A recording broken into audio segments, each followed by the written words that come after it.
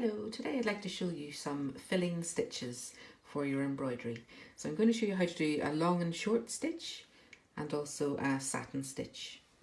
So we're just using some little leaf designs as inspiration. So you can either draw a leaf design just simply by doing a curved line on one side and then a curved line on the other side. And it doesn't matter if it's very regular, as leaves aren't always symmetrical. You can put a line up if you want in the middle. Or if you're not confident with drawing, I've just gathered a few little leaves and bits and pieces.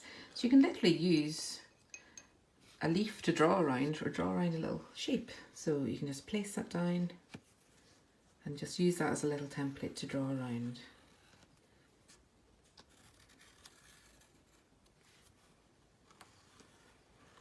Just to give you some little basic shapes that you can work with as you're drawing.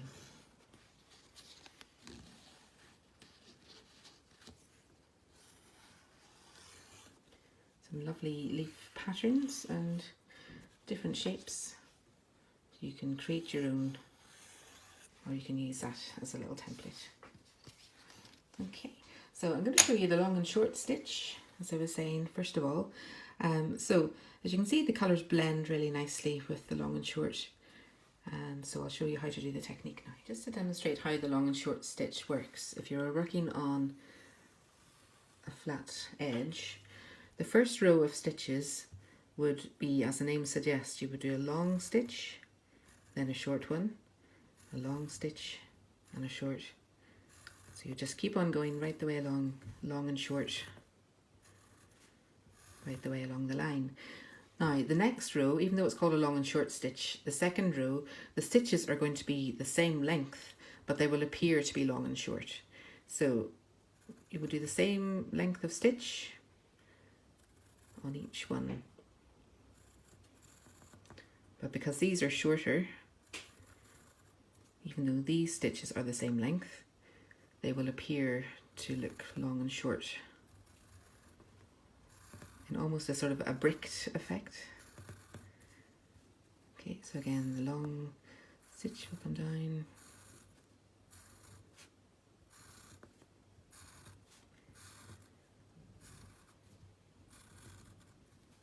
So you will get an effect like this. Right, as we're working with a pointy leaf shape, for the stitches, I'm going to start at the top of the point of the leaf and bring a long stitch down. And I'm just using the outline, just going to the edge of the outline and just bringing my needle up through the fabric. So I've done a long stitch this time. I'm going to do a short stitch. Okay, and then just going beside it, just trying to get it on the line, and then it's coming up. Now this time it's going to be a long stitch again. And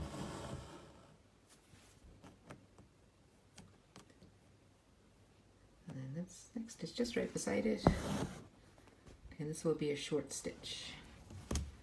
Short stitch is around about halfway between the top and the bottom of the longer stitch. To give it a nice even effect, we're going to have the long stitches just coming straight in a line, coming down, even though the edge of the leaf is a different shape. We're just going to have the end of the stitches coming down right in a row. So for this one, I'm going to just do a short stitch here. And then the next one will actually be another short stitch, just really to fill in the space at the top of the leaf, because it's not a straight line, it's a bit of an awkward shape to fill in, so we'll just fill it in there. And then we can go back to the other side, the point of the leaf, and again just do the same long and short stitches right the way along, just to give the top part of our leaf. I'm starting with the darkest colour first, and then you can choose a medium tone and a lighter tone to create a sort of a variegated effect.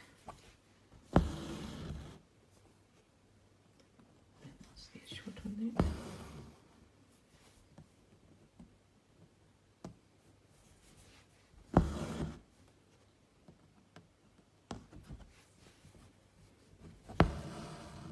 We're starting the second row. All our stitches are going to be the same length. So I'm just going to start off with this one, and then just trying to get your needle in just at the very bottom of the previous stitch. Now this is going to be a long one, so I'll just bring that down. And even though we're going up here to where it was a short stitch on the first row and the same length of stitch, and that's going to come down and become really the short stitch, even though it's the same length of stitch. So I'll get it in here. So same length of stitch, just bring it down. So it appears to be long and short, but actually it's just making a bricked effect with the same length of stitch. Again, if you can try to have the long stitches and the short stitches fairly even, and you can just keep going and just to complete each of the rows. I've done 2 rows with the darker tone, and then the next row I'm going to bring in a medium tone of green. Just carry on again the same with the long and short stitches. Well, it appears long and short, but it's actually the same length of stitch. Just coming down, connecting onto the previous stitch.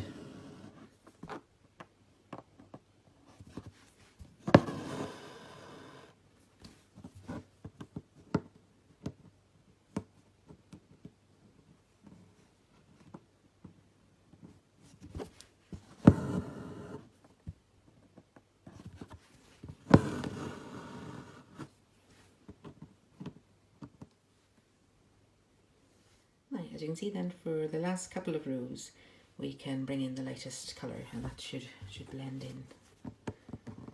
Okay, so again, bring that stitch length down and just connect each one, so you're still getting the long and short effect. And the colours should blend in and merge in together. Sometimes you can just get it spot on, but other times it's really hard to find where you need to bring the needle up into the fabric. Because the leaf's a slightly curved shape, the lines may start to come in a little.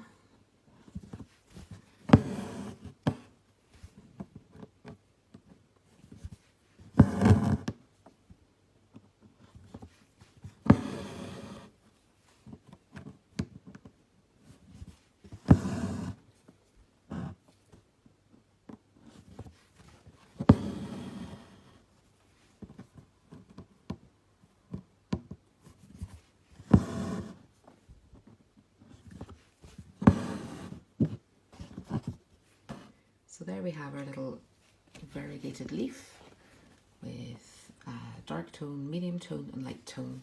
So just to finish off, if you want to do a little effect for the stem coming down, we have a stitch called a split stitch. Now it's a little bit like a back stitch, where we're going just in and out of the fabric with the thread coming out in the middle here. But instead of going in just beside the previous stitch, you actually go into the previous stitch and split the stitch, and then it's the same motion as back stitch, just coming out the same length of stitch that you want on the other side. But again, you're just splitting the stitch, just putting your needle right into the middle of the previous stitch. So this is called split stitch. And you can go all different directions, go in straight lines, you can bend it round different directions. And this is a lovely line stitch. It's great for doing stems and little thin lines.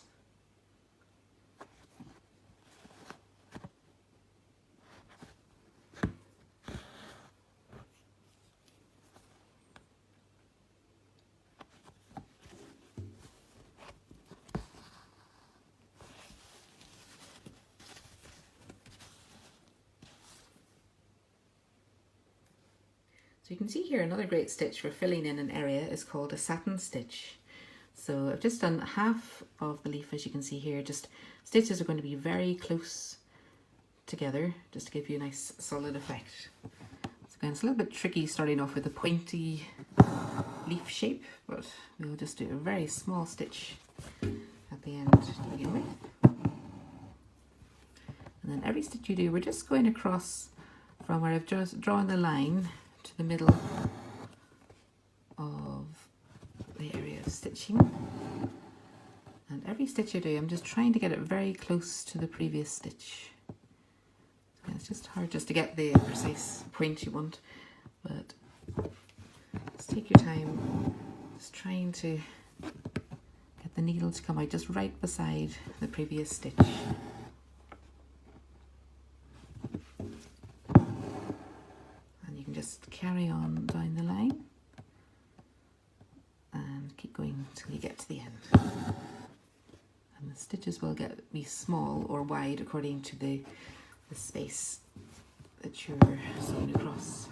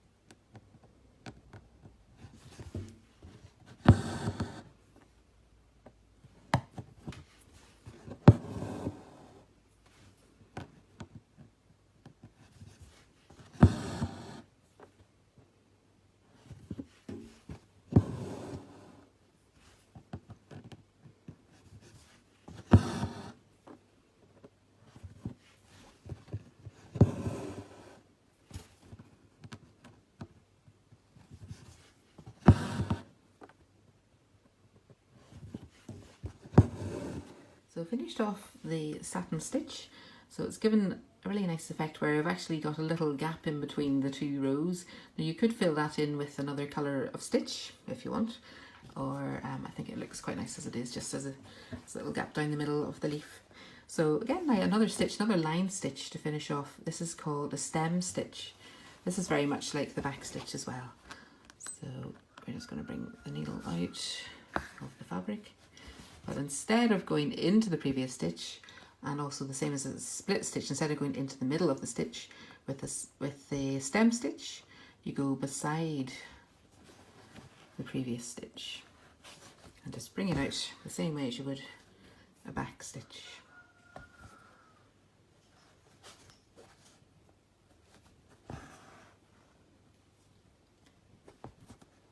So this is again a lovely line stitch where you can bring it all sorts of different directions and whatever way you want. You can curve it round or make it come as a straight stitch.